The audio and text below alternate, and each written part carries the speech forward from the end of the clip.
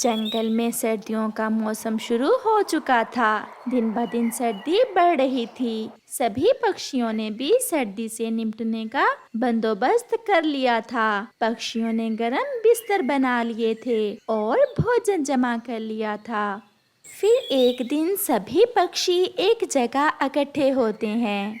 चिड़िया बहन, सब ठीक तो है? आपने हम सबको यहाँ क्यों इकट्ठे किया है? अगर कुछ खाने को देना है तो जल्दी जल्दी दे दें। मुझे बहुत भूख लगी हुई है। कालू भैया, मैंने आप सबको इसलिए बुलाया है कि अब सर्दियाँ शुरू हो गई हैं और सर्दियों की रातों में चोरियाँ बढ़ जाती हैं, क्योंकि सर्दियों की रात में जंगल में सन्नाटा होता है। कोई भी पक्षी ठंड के कारण घर से बाहर नहीं निकलता। पिछली बार मेरा सारा भोजन कोई चोर चुरा कर ले गया था। इसीलिए मैंने सोचा है कि इस बार चोरों से निपटने के लिए हमें कोई ना कोई उपाय निकालना होगा। तो फिर क्यों ना हम जंगल में कोई चौकीदार रख लें, जिसे हम सब मिलकर भोजन दे दिया करेंगे और बदले में वो चौकीदार हमारे घरों की रखवाली किया करेगा। ऐसी ठंडी रात में कौन पहरा देगा? अगर आप सब पक्षी मुझे भोजन दे दिया करें तो मैं ये काम कर सकता हूँ। मैं पहरा दिया करूँगा और किसी भी चोर को अपने जंगल में घुसने नहीं दूंगा। फिर सब पक्षी कौवे की बात मान लेते हैं। गौरी, अब तो हमें मुफ्त में भोजन मिलेगा और वो भी घर बैठे। कालू जी, वो कैसे? हमें घर बैठे कौन भोजन देकर जाएगा? आज रात से मैं जंगल में पहरा दिया करूँगा और बदले में पक्षी मुझे भोजन दिया करेंगे। कालू जी, परंतु मुझे एक डर है। अगर सच में चोर आ गए तो फिर क्या करेंगे? कहीं वो चोर तुम्हें मार ही ना दे। ऐसा कुछ नहीं होगा। कितना भी बड़ा चोर हो, चौकीदार को देखकर अपनी राह बदल लेता है। रात हो जाती है और कालू जी अपनी सीटी गले में डालकर पहरा देने निकल जाता है। जागते रहो, जागते रहो। कालू ऐसे जंगल में पहरा देता है और दूसरे पक्षी आराम से बेफिक्र होकर अपने अपने घरों में सोते हैं। जब सुबह हुई तो कालू अपने घर जाकर सो जाता है। चिड़िया बहन, आज तो मैं बड़े मजे से सोया। अगर कालू अच्छे से काम करेगा तो हम उसकी तनख्वाह बढ़ा देंगे। ये काम कालू ही अच्छे से कर सकता है, क्योंकि वो तो रात में अकेला डरता भी नहीं है और उसे तो ठंड भी कम लगती है। चिड़िया बहन, चले मेरे घर। मैंने सूजी के लड्डू बनाए हैं, जाकर इकट्ठे खाते हैं। ऐसे कुछ दिन गुजर जाते हैं। कालू कौवा सारी रात पहरा देता और वो अपना काम अच्छे से कर रहा था, इसलिए सभी पक्षी कालू कौवे से बहुत खुश थे। दोस्तों, चलो आज हम सब पहाड़ों वाले जंगल में जाएंगे और ठंड के दिनों के लिए लूट मार करेंगे। सुना है पहाड़ों वाले जंगल में पक्षियों ने काफी भोजन जमा कर रखा है अपने घरों में। क्या दिन में सबने अपनी अपनी नींद पूरी कर ली है? जी जी राजा जी। फिर वो उल्लू चोरी करने के लिए पहाड़ों वाले जंगल की तरफ निकलते हैं। वो जैसे ही पहाड़ों वाले जंगल में पहुंचते हैं तो वो कालू कौवे को पहरा देते देख एक जगह रुक जाते हैं। जागते रहो, जागते रहो। ये पक्षी तो बहुत सियाने हो गए हैं। इन्होंने तो अपनी रक्षा के लिए चौकीदार रख लिया है। अब क्या करें? करना क्या है? चौकीदार भी हमारी तरह का चोर ही है, कौवा है। चलो बात करते हैं और उसे लालच देते हैं। फिर वो उल्लू कौवे के पास जाते हैं। कौन हो? कौन हो तुम? आहिस्ता आहिस्ता बोलो कौवे। हम चोर उल्लू हैं और तुमसे डील करने आए हैं।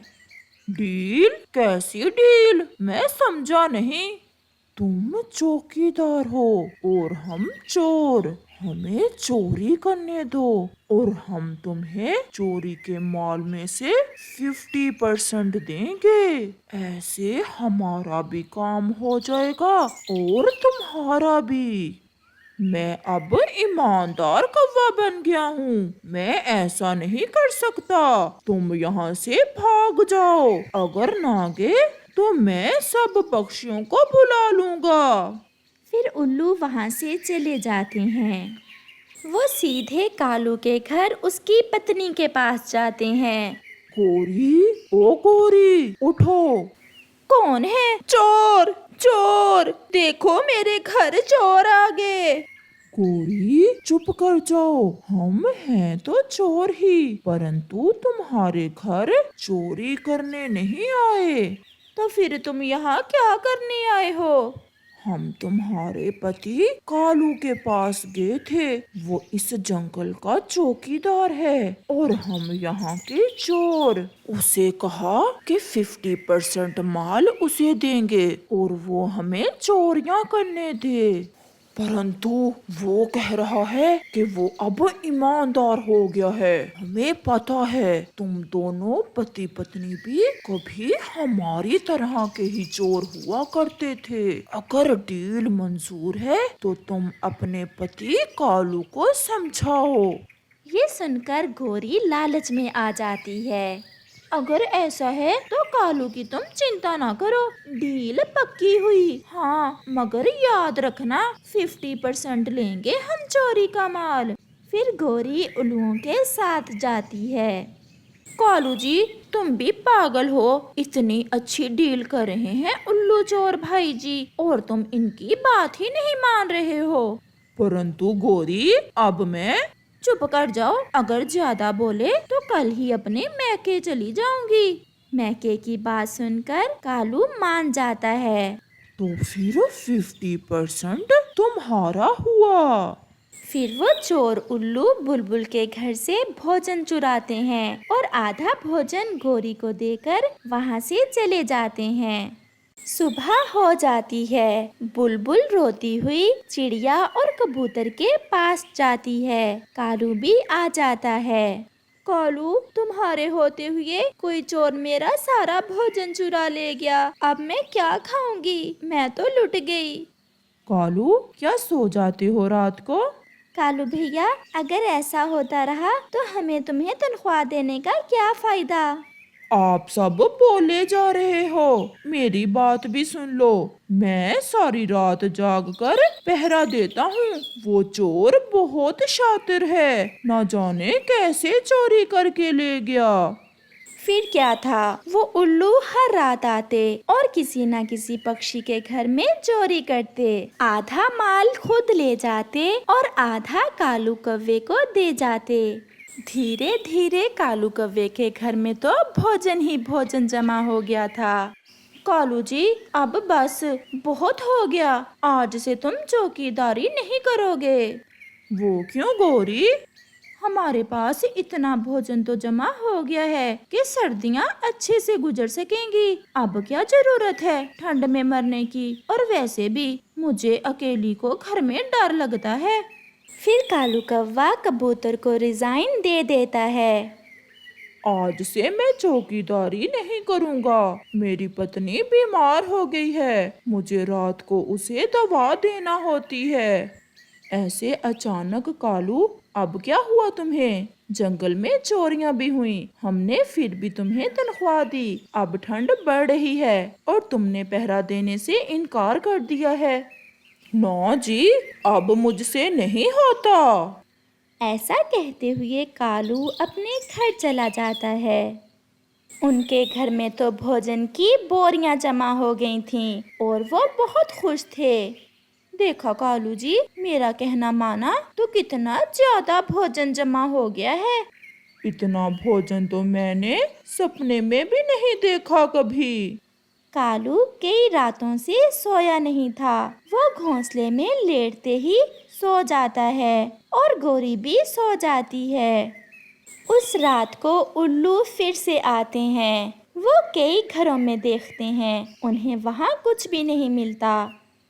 और फिर वो कालू और गोरी के घर ही आ जाते हैं। इतना भोजन तो हमारे पास भी नहीं जमा हुआ जितना इस कालू ने जमा कर लिया है। उठाओ सारे का सारा ही। वो उल्लू कालू के घर से सारा भोजन उठाते हैं और चले जाते हैं। कालू और गोरी सोए हुए थे। सुबह हो जाती है।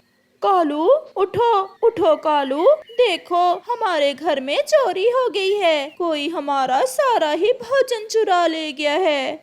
ये तो होना ही था, वो उल्लू हमें भी चूना लगा गए। अब तो हमारे पास कुछ भी नहीं रहा। सच ही कहते हैं, बुरे पक्षियों का साथ कभी नहीं देना चाहिए।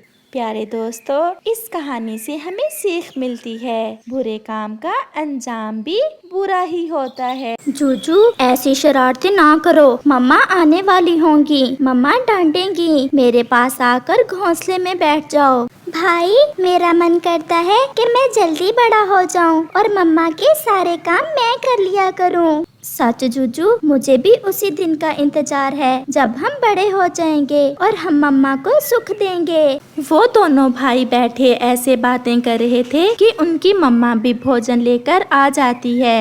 मम्मा, आज तो आप बहुत जल्दी आ गयी। हाँ मेरे बच्चों, क्योंकि आज मुझे दूसरे जंगल जाना है, इसीलिए मैं घर जल्द लौट आई हूँ। मम्मा, दूसरे जंगल क्या करने जाना है? लकड़ियाँ लेने बेटा, हमारा घर बहुत कमजोर है, हमें अपने घर की मरम्मत के लिए लकड़ियों की जरूरत है और लकड़ियाँ दूसरे जंगल से मिलेंगी। मम्मा, मैं भी आपके साथ जाऊंगा। मैं भी। आप दोनों घर में ही रहो तो अच्छा है बेटा, सफर ज्यादा है, आप कैसे इतना उड़ोगे? फिर वो दोनों एक साथ बोलते हैं, मम्मा हम उड़ लेंगे, मम्मा हम उड़ लेंगे। ऐसे मम्मा चिड़िया अपने दोनों बेटों को साथ लेकर दूसरे जंगल लकड़ियाँ लेने चली जाती है। फिर मम्मा चिड़िया इतना सफर उड़कर करने की बजाय घर के पास वाले ऑटो स्टॉप पर जाती है और वो सब ऑटो में बैठ जाते हैं। कुकू, ऑटो में बैठकर उड़ने का बहुत मजा आ रहा है। आज हम पहली बार ऑटो में बैठे हैं। ऐसे वो दूसरे जंगल पहुंच जाते हैं। तोते भैया, कितने पैसे? चिड़िया बहन, दूसरे पक्षियों से तो मैं 5 रुपए लेता हूँ, आप 3 दे दे। जब चिड़िया तोते से बात कर रही थी तो थोड़ी दूर एक कौवा जूजू को एक खिलौना दिखाकर अपनी तरफ आकर्षित करता है। जूजू भी अपनी मम्मा से थोड़ा दूर उस कौवे के पास जाता है, जिसे उठाकर कौवा वहाँ से भाग जाता है। मम्मा, जूजू कहाँ है? कहाँ है मेरा जूजू? अभी तो यही था। मेरा जूजू कहाँ खो गया? मेरा जूजू, मेरा बेटा खो गया। चिड़िया अपने बेटे को इधर उधर सभी देखती है, परंतु जूजू तो कहीं भी ना था। जूजू होता भी कैसे? उसे तो काला कौवा किडनैप करके ले गया था। फिर शाम को चिड़िया रोती हुई अपने कुकू को साथ लेकर अपने घर वापस हो लेती है। मम्मा, अगर हम आपकी बात मान लेते तो आज जूजू हमसे दूर न होता। मामा, हमें आपके साथ जाना ही नहीं चाहिए था। अब मेरा भाई न जाने किस हाल में होगा। वो माँ बेटा बैठे ऐसे रो रहे थे। अंकल कव्वे, अब मुझे ये खिलौना दे दे, मैं वापस जाऊं। मेरी मम्मा मेरा इंतजार कर रही होंगी। चुप चुप कर जाओ, अगर अब बोले तो जान से मार दूंगा। मैं तो खिलौने का लालच देकर तुम्हें किडनैप करके लाया हूँ। फिर कौवा उसे एक कमरे में बंद करके वहाँ से चला जाता है। क्या आप भी मेरी तरह खिलौने के लालच में इस अंकल के साथ आ गए? हाँ, इस गंदे पक्षी ने मुझे खिलौना दिखाया। मेरी मम्मा मेरा इंतजार कर रही होंगी। मुझे भी ये कौवा खिलौने का लालच देकर ही यहाँ लाया था और ये बहुत जालिम है। छोटी छोटी बातों पर मुझे मारता है और खाना भी एक समय देता है। और फिर ऐसे पूरा 1 साल बीत जाता है। जूजू और वो कबूतर, जिसका नाम कौवे ने शालू रखा था, अब बड़े हो चुके थे। वो अपना माजी भूल चुके थे। उन्हें कुछ पता ना था कि वो कहाँ से आए हैं और कौन है। उन्हें तो बस इतना ही पता था कि वो कौवा ही उनकी माँ और वो कौवा ही उनका बाप है। आज मेरे बहादुर जवान बुलबुल के घर जाएंगे। मैंने सुना है बुलबुल के घर में एक कीमती हार है और तुम दोनों जानते हो कि मुझे कीमती चीजें बहुत अच्छी लगती हैं। पिताजी, तो फिर आज रात वो कीमती हार हम चुरा लाएंगे, आप चिंता ना करें। कौवा उन दोनों को ऐसे चोर बना देता है। शालू, तुम जाओगे या मैं जाऊं? बुलबुल तो सो रही है। जूजू, तुम ही जाओ और मैं बाहर ध्यान रखता हूँ। जुजू को तो कौवे ने ऐसा चोर बना दिया था कि वो बहुत आसानी से चोरी करता और भाग जाता।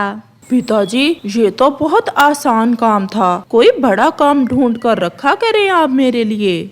मम्मा, भाई को हमसे बिछड़े पूरा 1 साल बीत गया है और कोई दिन ऐसा नहीं जब मैंने आपको भाई के लिए रोते ना देखा हो। कुकू मेरे बेटे, एक माँ अपने बेटे को कैसे भुला सकती है। ना जाने मेरा बेटा कहाँ होगा, किस हाल में होगा और बड़ा होकर कैसा लग रहा होगा। मम्मा, ऐसा भी तो हो सकता है कि भाई मर गया हो या किसी ने भाई को मार दिया हो। नहीं कुकू बेटा, फिर कभी ऐसा ना कहना। मेरा दिल कहता है मेरा बेटा जिंदा है और एक ना एक दिन मुझे जरूर मिलेगा। अच्छा मम्मा, अब ये भोजन खा लें, मैं बहुत प्यार से आपके लिए ढूंढ कर लाया हूँ। कुकू बेटा, मैं ऑटो स्टॉप से होकर आती हूँ। और फिर ऐसे हर रोज की तरह मम्मा चिड़िया ऑटो स्टॉप पर अपने बेटे को ढूंढने चली जाती है। तोते भैया, कहीं देखा है मेरे बेटे को? बहन चिड़िया, आप हर रोज यहाँ ना आया करें। मुझे जब भी आपका बेटा कहीं नजर आया, मैं आपको संदेश भेज दूंगा। वो चिड़िया ऐसे अपने बेटे के प्यार में उसे ढूंढती थी, जबकि उसके बेटे को तो कालू कौवे ने किडनैप करके ऐसा पक्षी बना दिया था जिससे उस जंगल के सभी पक्षी डरते थे। ये अमरूद मीठा और पका हुआ है और मीठे फल इस जंगल में केवल मेरे पिताजी ही खा सकते हैं। भागो यहाँ से। ऐसे जूजू उस पक्षी को भगाकर वो अमरूद अपने पिताजी के लिए ले जाता है। जूजू बेटे, अब इस जंगल में तो हमने कोई भी घर नहीं छोड़ा जिसे लूटा ना हो। क्यों ना आज रात तुम पास वाले जंगल में जाओ, हो सकता है कोई बड़ा खजाना मिल जाए। पिताजी, मैं अकेला ही जाऊं या शालू भी मेरे साथ जाएगा? शालू भी तुम्हारे साथ ही जाएगा। तो फिर पिताजी, आज की रात हम उस जंगल के सभी पक्षियों के घरों का सिफाया कर देंगे। बात याद है ना, किसी पर रहम नहीं करना, और अगर कोई पक्षी सीधे से ना माने तो। पिताजी, मुझे सब पता है, आप चिंता ना करें, मैं कभी पकड़ा नहीं जाऊंगा। फिर रात के अंधेरे में जूजू और शालू अपने जंगल से उड़ते हुए दूसरे जंगल में जाते हैं। वो जब से बड़े हुए थे और चोरियां करनी शुरू की थीं, वो उस जंगल में पहली बार आए थे। शालू, वो सामने जिस घर से रोशनी आ रही है, चलो पहले उस घर में जाते हैं। जिनके घर में रोशनी है तो माल भी होगा। फिर वो दोनों वहाँ जाते हैं। जूजू, तुम जाओ घर के अंदर और मैं यहाँ ध्यान रखता हूँ। फिर जूजू घर के अंदर जाता है। जूजू ये कब जानता था कि वो तो अपने ही घर में चोरी करने पहुंच चुका था। जूजू जैसे ही कुकू के पास से उसकी मम्मा के गहने चुराने लगता है तो मम्मा चिड़िया की आंख खुल जाती है। जूजू भागने लगता है। जूजू मेरे बेटे, क्या तुम जूजू हो? उस चिड़िया के मुंह से अपना नाम सुनकर जूजू की तो आंखें फटी की फटी रह जाती हैं। बताओ बेटा, क्या आप जूजू ही हो? मम्मा, कौन है ये पक्षी और इस समय हमारे घर में क्या कर रहा है? मेरा नाम जूजू ही है। बस ऐसा सुनना था कि चिड़िया जूजू को अपने गले से लगा लेती है। मेरा बेटा, मेरा जूजू, याद करो जूजू बेटा, जब हम लकड़ियाँ लेने गए थे, जब हम ऑटो में बैठ कर गए थे बेटा, और आप खो गए थे। मैं माँ हूँ बेटा आपकी। फिर जूजू को भी कुछ कुछ गुजरा हुआ समय याद आता है। माँ, मुझे सब याद आ गया माँ। भाई कुकू, मेरे भाई। और फिर ऐसे वो सब एक दूसरे से लिपट जाते हैं। शालू, अंदर आ जाओ मेरे दोस्त, हम तो अपना ही घर लूटने आ गए थे। फिर शालू कबूतर भी अंदर आ जाता है। मम्मा ने आपको हर जगह देखा। आप कहाँ थे भाई? वो कौवा मुझे किडनैप करके ले गया था। मुझे सब याद आ गया है कि कैसे उसने मुझे खिलौना दिखाकर किडनैप किया था। और फिर दूसरे दिन जुजू कौवे को पुलिस के हवाले करता है, जिसे अपहरण के केस में कड़ी सजा मिलती है। और शालू भी चिड़िया के परिवार का ही हिस्सा बन जाता है और वो सब फिर से मिल जाते हैं और खुशी खुशी अपनी जिंदगी गुजारते हैं।